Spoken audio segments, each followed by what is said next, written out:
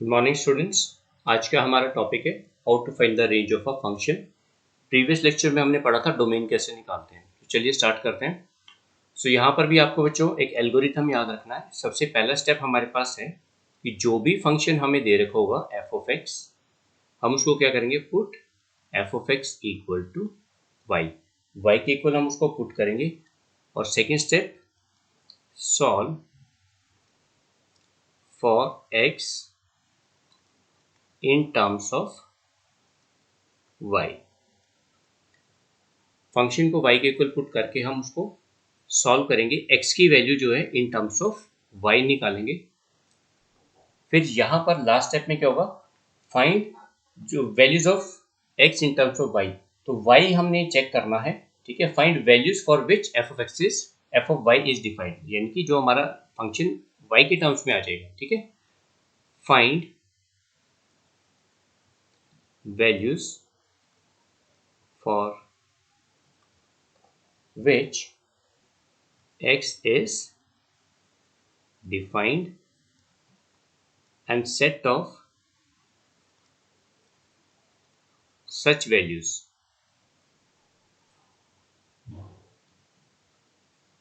is called range।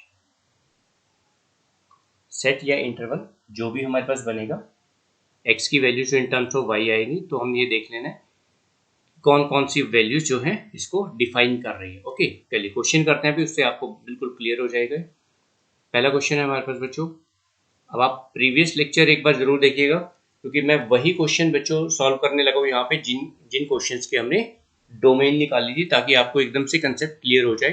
तो अगर आपने पिछले वाला लेक्चर नहीं देखा तो please go through that. So पहला क्वेश्चन हमारे पास आता है बच्चों, F of X equal to X upon X plus 5। तो सबसे पहला क्या काम है हमारा, इसको y के इक्वल पुट करेंगे, ठीक है।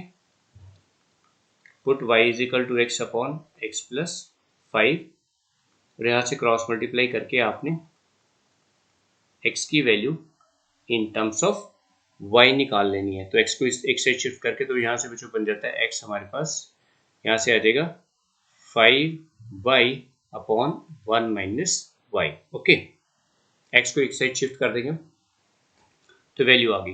अब देखिए यहाँ पर हम क्या करने लगे हैं, रेंज निकाल रहे हैं इस फंक्शन की, यानी कि x की मैक्सिमम और मिनिमम वैल्यू क्या हो सकती है, रेंज का मतलब। तो हमने x को इन टर्म्स ऑफ y यहाँ पे एक्सप्रेस कर दिया है। लेकिन अब आप एक चीज देखिएगा, जब हमने यहाँ पे एक्सप्रेस किया x को इन टर्म्स ऑफ y, तो राइट हैंड साइड पे अब देखिए जो इनपुट वैल्यूज होंगी y की, वो x के लिए x तो फिर आउटपुट वैल्यूज देगा, ठीक है। y के अब यहाँ पे y इनपुट वैल्यूज हैं। तो ये फंक्शन जो है किन वैल्यूज के लिए डिफाइंड है, तो हम कहेंगे which is defined for y not equal to 1, क्योंकि यहाँ पे y को 1 पुट करते ही डिनोमिनेटर 0 हो जाता है। ओके, बाकी कुछ भी वैल्यूज पुट कर सकते हैं, वो सभी जो वैल्यूज देंगे हमें एक फाइनाइट वैल्यूज देगी, ठीक है। पॉजिटिव नेगेटिव उससे कोई फर्क नहीं पड़ता। 0 भी पुट कर सकते हैं y को, तो न्यूमिनेटर में और तो की वजह से फिर यहाँ पर 0 पुट करने से आंसर 0 भी आ जाएगा, बट 1 को छोड़कर। देयरफॉर, तो इसका मतलब क्या हुआ, फंक्शन की रेंज क्या बनी, range equal to real number में से हम एक ये वैल्यू हटा देते हैं 1, ठीक है। बाकी कुछ भी हमारा आंसर आ सकता है एक्सेप्ट दिस वैल्यू 1। तो बच्चों आपने एक चीज यहाँ पे अगर ऑब्जर्व करी है, हम यहाँ पर क्या कर रहे हैं, वही डोमेन वाला काम कर रहे हैं। फर्क इतना है, पहले हम x के लिए डोमेन निकाल रहे थे, अब हमने x को इन टर्म्स ऑफ y एक्सप्रेस कर दिया। तो जो y के लिए डोमेन बन रहा बच्चों, यहाँ पे y की जो डोमेन है वो x के लिए रेंज हो जाएगी। बहुत सिंपल सा कंसेप्ट है, इसलिए रेंज निकालना कोई मुश्किल नहीं है। हाँ, कुछ क्वेश्चंस हैं जहाँ पे मल्टीपल कंसेप्ट आएंगे, अभी के उनको हम डिस्कस नहीं करेंगे, जैसे इनवर्स ट्रिग्नोमेट्री जो कि +2 में एक टॉपिक है आपका, तो वहाँ पर कुछ डिटेल में जाना पड़ता है। जरूरी नहीं है वहाँ पर y के इक्वल पुट करके आंसर निकल आएगा, एनालाइज भी करना पड़ सकता है क्वेश्चन को। सो अभी के लिए जो हमारे सिलेबस में हम सिर्फ उससे डील करेंगे। चलिए नेक्स्ट क्वेश्चन करते हैं। आई होप ये क्लियर हो गया होगा आपको बच्चों। हमने y की डोमेन निकाली है, और जो y के लिए डोमेन है वो x के लिए रेंज बन जाएगी। ओके, सेकंड क्वेश्चन अब हमारे पास है, y equals to x upon X square plus 2। अब देखो बच्चों, फंक्शन हमारे पास है x upon X square plus 2, इसको y के इक्वल मान लिया, तो यहाँ पे फिर से वही क्रॉस मल्टीप्लाई करेंगे इसको, y X square plus 2y equal to x, और यहाँ से हमारे पास एक क्वाड्रेटिक इक्वेशन बन जाती है बच्चों x में। ओके, और क्वाड्रेटिक इक्वेशन की कंडीशन हमें पता है रियल रूट्स के लिए क्या होता है, you know, for real roots 10th में आपने पढ़ा है, real roots d is greater than equal to 0, that is b square minus 4ac is greater than equal to 0, discriminant जो है वो ग्रेटर देन इक्वल टू 0 आना चाहिए। तो यहाँ पर वही कंडीशन हम लगा देंगे, इम्प्लाइज क्या बनेगा देखिए, -1 का square minus 4 into Y into 2y greater than equal to 0। Y यहाँ पे x का कोफिशिएंट ट्रीट किया जाएगा क्योंकि ये क्वाड्रेटिक इन x है, x में क्वाड्रेटिक इक्वेशन बन रही है। तो यहाँ से बन जाएगा बच्चों 1 minus 8y square greater than equal to 0 और 8y square less than equal to 1, so y square less than equal to 1 by 8 which is same as mod y less than equal to 8, तो इसका मतलब क्या हुआ, -1 by 8 less than equal to y less than equal to 1 by 8, और ये this is y square. Now taking square root on both sides, ठीक है ना, तो यहाँ पे इन टर्म्स का जब आप स्क्वायर रूट निकालेंगे 8 का, तो हमारे पास क्या बनता है बच्चों देखिए, ओके हम इसको डायरेक्टली भी लिख सकते हैं, यहाँ पे आप ऐसे सीधा लिख लीजिएगा, स्टेप बचाने जरूरी नहीं है हर एक स्टेप लिखना, तो बन जाता है -1/2√2 less than equal to Y less than equal to 1/2√2, यानी कि y की जो वैल्यू है वो -1/2 से लेकर 1/2 तक रहेगी इंक्लूडिंग दीज टू वैल्यूज। तो फिर हमारे पास रेंज क्या बन जाती है, यहाँ पे जो y की डोमेन है वो x के लिए रेंज होगी, तो range equals to close interval 1/2√2 negative से लेकर पॉजिटिव तक। तो जहां पर भी बच्चों ऐसे क्वाड्रेटिक इक्वेशन बनेगी तो आपने इस चीज का ध्यान रखना है, डिस्क्रिमिनेंट जो है ग्रेटर देन इक्वल टू 0 का कंसेप्ट लगाना आपको रियल रूट्स के लिए। चलो एक और क्वेश्चन करते हैं। सो नेक्स्ट क्वेश्चन हमारे पास बनता है बच्चों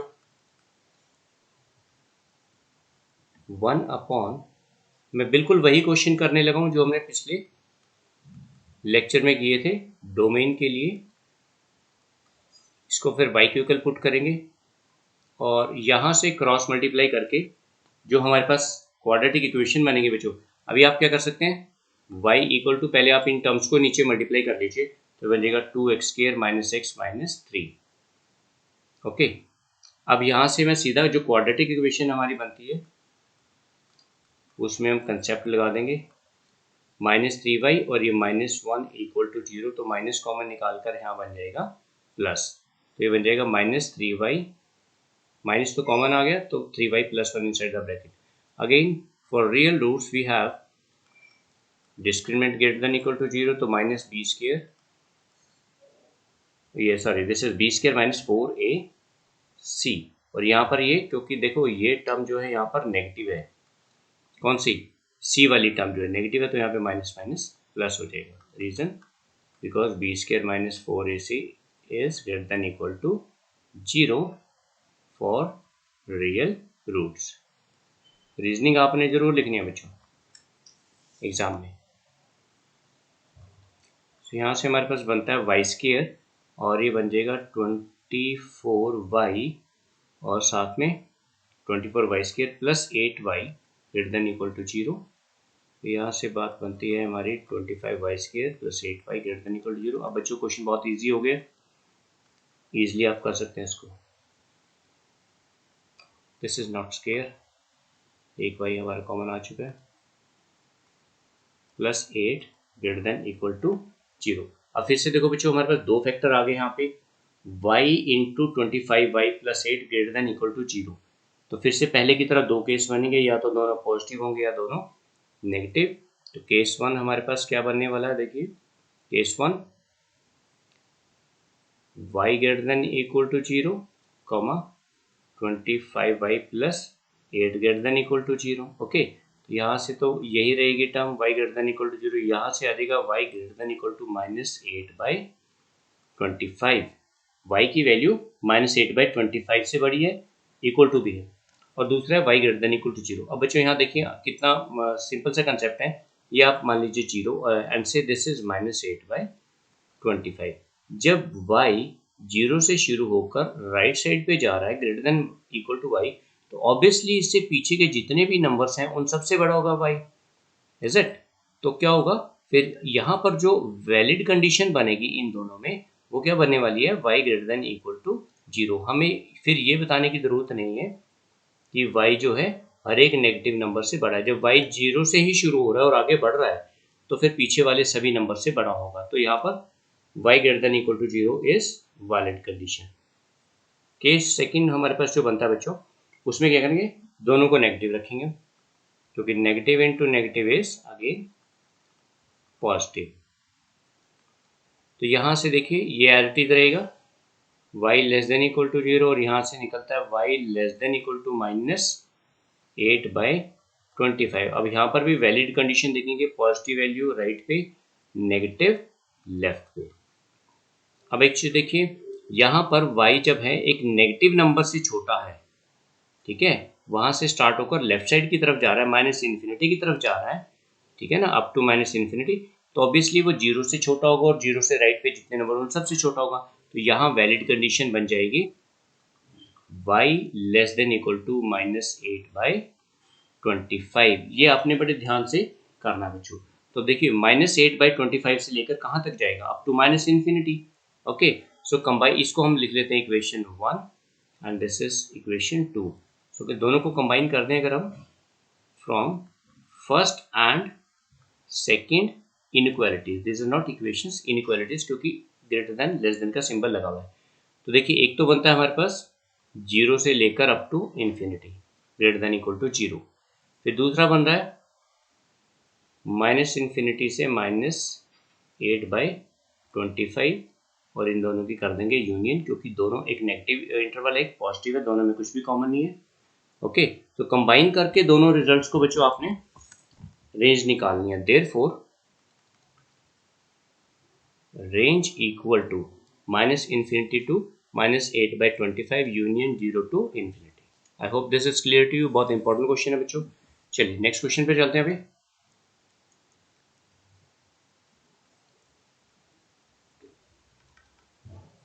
नेक्स्ट क्वेश्चन है हमारे पास 1/√x-4। तो एज यूजुअल इसको भी हम y के इक्वल पुट करेंगे, फिर यहाँ से स्क्वायर करके बच्चों पहले तो रूट हटा लो, x-4 1/x-4 equal to y square. So cross multiply करेंगे आप यहाँ से, और वैल्यू बनती है आपके पास x² - 4y² इक्वल टू 1, और यहाँ से x की वैल्यू निकालनी है हमने इन टर्म्स ऑफ y। तो क्या बन जाएगा 1 + 4y² डिवाइडेड बाई y², और this is equal to 1/y² + 4। ये x की वैल्यू आ गई। Obviously this is greater then 4, क्योंकि देखिए y² y बेशक नेगेटिव ही हो, लेकिन यहाँ पर क्योंकि स्केयर हो रहा है तो y की टर्म y² जो है पॉजिटिव हो जाएगा। फिर 4 में कोई पॉजिटिव क्वांटिटी ऐड करेंगे 1/y², तो 4 से बड़ा ही आने वाला है हमारा result. Okay, therefore 1/y² + 4 greater than 4 implies, तो इस कंडीशन का क्या मतलब बनता है, 1/y² is greater than 4 - 4, subtracting 4 from both sides, so 1/y² is greater than, strictly greater than 0 आ गया, ठीक है, which means y² is strictly greater than 0, तभी उसका रेसिप्रोकल है जो वो भी पॉजिटिव होगा, यानी कि y is greater than 0। Okay, y is greater than 0, क्यों, क्योंकि देखिए नेगेटिव तो ऐसे भी नहीं आ सकता स्क्वायर रूट में, अदरवाइज तो यहाँ से बच्चे ये भी कह सकते हैं कि सर माइनस वैल्यू अगर हम y को माइनस पुट कर दे, लाइक -2 का स्क्वायर करें तो भी ग्रेटर देन 0 आएगा। Yes it is true, but हमारा जो क्वेश्चन है देखिए उसमें स्क्वायर रूट लगा हुआ है, तो वहां पर नेगेटिव वैल्यूज वैलिड नहीं है, and more over it is in denominator also, तो 0 भी नहीं होगा ग्रेटर देन 0। ओके, तो y की वैल्यू 0 या 0 से बड़ी जा रही है, therefore range of this function is equal to open interval 0 to infinity, 0 से लेकर आगे infinity तक कुछ भी हो सकता है. I hope this is clear to you. तो इसको बच्चों बहुत डीपली पढ़ना पड़ता है रेंज के लिए. जरा सा आपने इनइक्वालिटी का साइन अगर ध्यान से नहीं लिखा या प्लस माइनस की गलती होगी तो सारा आंसर गलत हो जाएगा. इनइक्वालिटी पे खासकर ध्यान रखना है. ओके, नेक्स्ट क्वेश्चन करते हैं भैया. This is fifth. फिर से स्क्वायर रूट वाला question. x minus 1 into 3 minus x. फिर से इसको y के इक्वल मानेंगे और यहाँ से स्क्वायर करेंगे रूट हटाने के लिए और इसको फिर से क्वाड्रेटिक इक्वेशन में हम चेंज कर देंगे. तो आप इसको बच्चों अपने आप करके देखिएगा. मैं यहाँ पे डायरेक्टली क्वाड्रेटिक इक्वेशन लिख रहा हूँ जो यहाँ से बनती है. आप इसको अपने आप सॉल्व करिएगा. फिर से डिस्क्रिमिनेंट का फॉर्मूला लगा देंगे. For real roots we have b square minus 4ac 0 यानी कि -4 का square into 4 into 1 into y square plus 3 greater than equal to 0. तो यहाँ से बच्चों हमारा रिजल्ट जो बन के आता है सारा वो बनेगा 4y square less than equal to 4 और y square less than equal to 4/4 is 1. आपने इसको अपने आप पूरा सॉल्व करना है बच्चों. ओके, तो यहाँ से देखिए y square less than equal to 1 which is same as mod x less than equal to a. क्या बनता है? y lies between -1 and 1. इसका मतलब क्या हुआ? देखिए, इम्प्लाइज अभी -1 की जगह मैं लिखने लगा हूँ y is greater than equal to 0 less than equal to 1. क्यों? क्योंकि देखिए y क्या है हमारे पास? स्क्वायर रूट फंक्शन है. स्क्वायर रूट फंक्शन कभी भी नेगेटिव नहीं होता, तो 0 या 0 से आगे ही चले गए. Therefore range equals to close interval 0,1. Okay, I hope this is clear to you. बहुत सिंपल सी बात है बच्चों. पर यहाँ पर ये देखिए, ये स्टेप इसमें बहुत इंपॉर्टेंट है.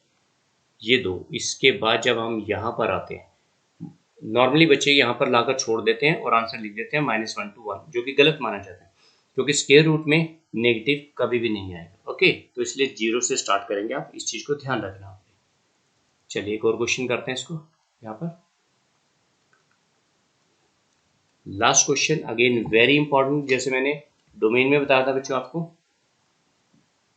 सो 5 mod x minus x square minus 6, ये हमारा क्वेश्चन है. इसके हमें रेंज निकालनी है, तो इसको हमने फिर से y के इक्वल माना और स्क्वायर करके यहाँ से क्या बनता है? y square equal to 5 mod x minus x square minus 6. तो यहाँ से क्वाड्रेटिक इक्वेशन हम बना लेते हैं x स्क्र में, क्योंकि x को हमने in terms of y express कर रहा है. तो बन जाएगा x square minus 5 mod x plus y square plus 6 equal to 0. अब यहाँ पे वाई स्क्र प्लस 6 जो है ये कांस्टेंट टर्म बन गई. अगेन क्या करेंगे हम यहाँ पे?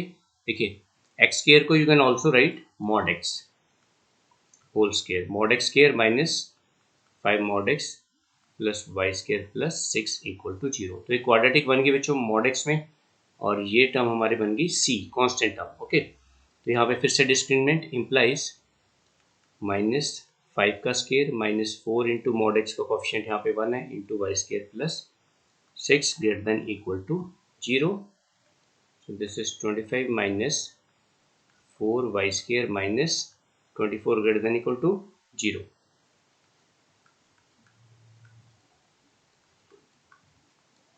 यहाँ से रिजल्ट हमारे पास आता है y square less than equal to 1/4 which is again same as mod x less than equal to a. तो यहाँ से बनता है y is greater than equal to 2 less than equal to 1/2. Again very important step बच्चों. यहाँ पर हम पहुँच गए. जैसे देखिए प्रीवियस क्वेश्चन में था, यहाँ पर ये मैंने स्टेप हाईलाइट किया था जो स्टार के साथ, क्योंकि स्क्वायर रूट फंक्शन है हमारे पास. यहाँ पे देखिए स्क्वायर रूट फंक्शन में कभी भी नेगेटिव साइन नहीं आता, तो यहाँ पर भी जो ये वैल्यू है -1/2 इट इज़ नॉट वैलिड. तो फिर बनेगा क्या? हम यहाँ पे रीज़न लिख सकते हैं, but y equal to square root of 5 mod x minus x square minus 6. ठीक है ना? ये टर्म जो है it is strictly greater than equal to 0, तो नेगेटिव तो नहीं आने वाला. Therefore y lies between 0 and 1/2. Therefore range equals to, तो रेंज क्या बनी रहती है, क्लोज इंटरवल 0,1/2। इन छोटे छोटे कंसेप्ट का बच्चों ध्यान रखना है, इन्हीं की वजह से हमारी गलती हो जाती है जब हम इसको जल्दबाजी में करते हैं या फिर एक बार पढ़ के छोड़ देते हैं, उसको रिवाइज नहीं करते हैं। सो आई होप कि आपको ये सारा समझ में आ गया होगा बच्चों। इसके साथ आप और डिफरेंट टाइप के क्वेश्चंस प्रैक्टिस करिएगा, फिर नेक्स्ट लेक्चर में हम मिलेंगे। So till then take care, have a good day.